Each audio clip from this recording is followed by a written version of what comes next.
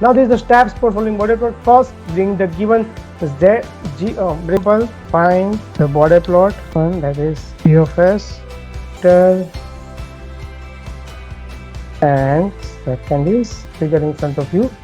That is a Bode plot of the system. There is the magnitude plot, and here you can select with the like data. Okay. Now there is the graphic window. Second example is that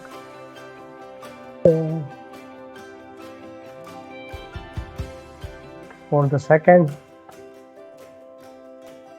you can see the Bode plot of the second is the phase versus 4.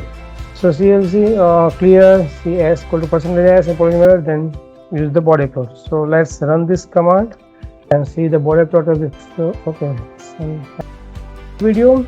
Thank you.